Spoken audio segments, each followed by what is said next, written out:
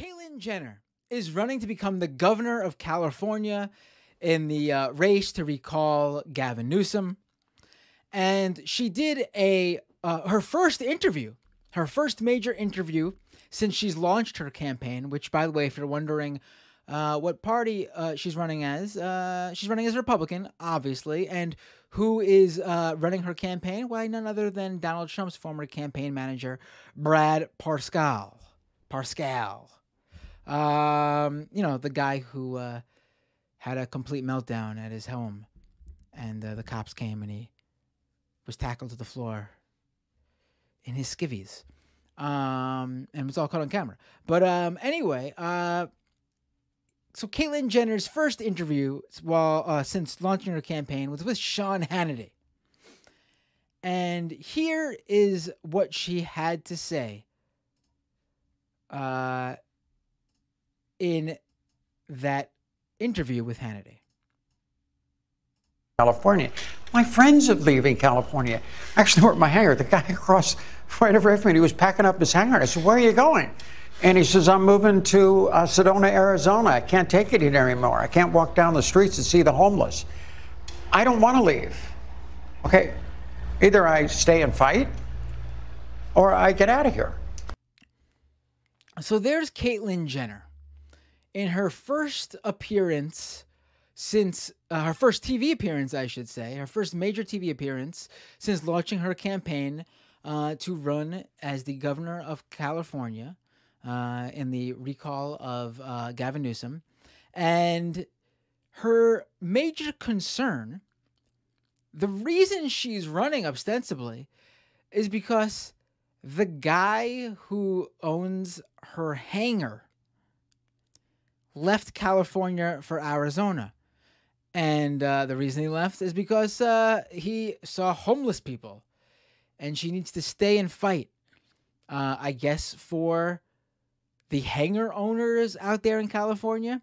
Now, to be completely clear here, she's talking about like the guy who runs the place where her private plane takes off. The guy who owns the airplane hangar.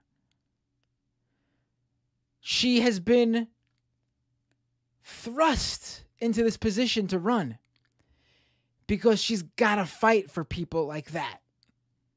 I mean, really what she's saying, obviously against the horrible homeless people out there, how many homeless people can you house in a space the size of an airport hangar, or an airplane hangar? I wonder. But what she's saying is she's running because of issues directly affecting her. And, she is a trans woman. So you think maybe she didn't run on trans issues. And there's another clip from this interview going around. We played it earlier on the Majority Report when I was on there, where she basically says she's running to be a role model for trans people out there. And then at the same time, she says that trans girls should not be able to play girl sports. Or quite a role model there. But in this clip, the reason I chose to play this is because she's running specifically for herself. I mean, she's not running because she saw people who are homeless during the pandemic, who lost their homes during the pandemic. She's not running because of people fighting evictions due to losing their jobs during the pandemic. She's not fighting for people who lost their jobs during the pandemic, not fighting for people who lost family members during the pandemic, who had health issues during the pandemic. She's not fighting for those people. She was compelled to run when the guy who runs her local airplane hangar left because he was disgusted by homeless people. And, that's really what drives a conservative to run for office. I mean, it drives them a lot for a lot of things. Like whenever a right-winger, whenever a Republican suddenly cares about a social justice issue, it's usually because finally it's affected them. When a Republican congressman who's fought against LGBT rights his entire career suddenly comes out late in life and says, "I support same-sex marriage now," well after the fight for that has been over.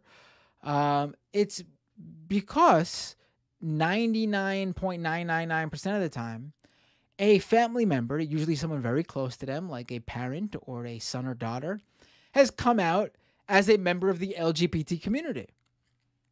And that's really everything that drives them. They don't care about you. They don't care about any issue until it affects them, and then they care.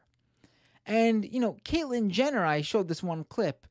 That's a great example of a current active campaign portraying, highlighting that very thing. But it's not the only one either. I mean, I've come with more than one example. Another great example of that dynamic is this person, the one and only Laura Loomer, who's once again running for Congress in Florida after losing horribly last time around. She recently was doing a speech for her campaign, which will surely fail again. But here's what she had to say. It was one of her issues that she felt the need to highlight. This is why she's running. This is not just about free speech. This is about civil rights. The act of being deplatformed is a civil rights violation, and free speech is not only the bedrock of our society, but free speech is a civil right. And I'm running for Congress again because I feel so passionately about this issue, and I'm not going to stop until I get into Congress, until I win, to uphold our election integrity and to let people know that it's going to be the American people who pick and choose election winners and losers, not big tech. And when I get to Congress, one of the first things I'm going to do is propose legislation to update our Civil Rights Act to include political affiliation as a protected class. There you go. There you had it. There's Laura Loomer telling you that she is going to make political affiliation, the party you belong to, the political ideology, you subscribe to, she is going to make that a protected class, just like race and religion and sexual orientation. Because for those of you who are unclear as to why that is such an important issue to her, she's been deplatformed. She has lost her Twitter account, her YouTube account, PayPal.